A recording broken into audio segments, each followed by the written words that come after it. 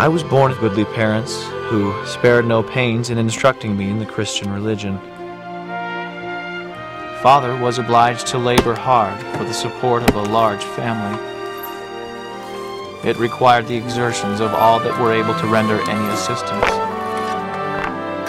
There was, in the place where we lived, an unusual excitement on the subject of religion. Brothers and sisters, let me make this perfectly clear. Before the world was, God determined which of you would be saved and which would not. I often asked myself, what is to be done? Who of all these parties is right? God has not determined the final fate of his children.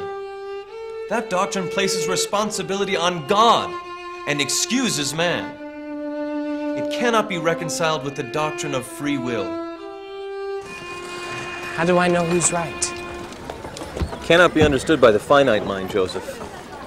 Faith is the gift to believe. You must pray for faith, and God will manifest his will. I was one day reading the Epistle of James. If any of you lack wisdom, let him ask of God, that giveth to all men liberally, and upbraideth not, and it shall be given. Never did any passage of Scripture come with more power to the heart of man than this did at this time to mine. At length I came to the conclusion that I must either remain in darkness and confusion, or else I must do as James directs, that is, ask of God.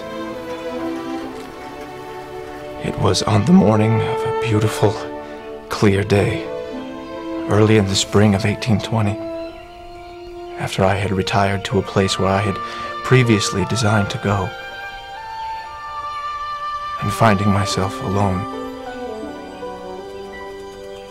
I kneeled down and began to offer up the desires of my heart to God.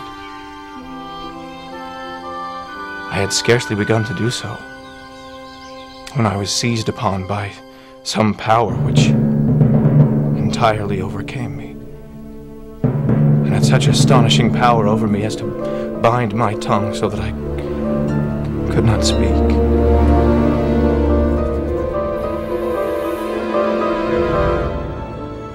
Just at this moment of great alarm, I saw a pillar of light exactly over my head, above the brightness of the sun,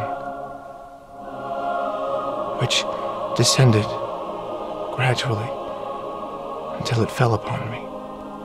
When the light rested upon me, I saw two personages whose brightness and glory defy all description, standing above me in the air. One of them spake unto me, calling me by name, and said, pointing to the other, "This is my beloved Son. Hear him."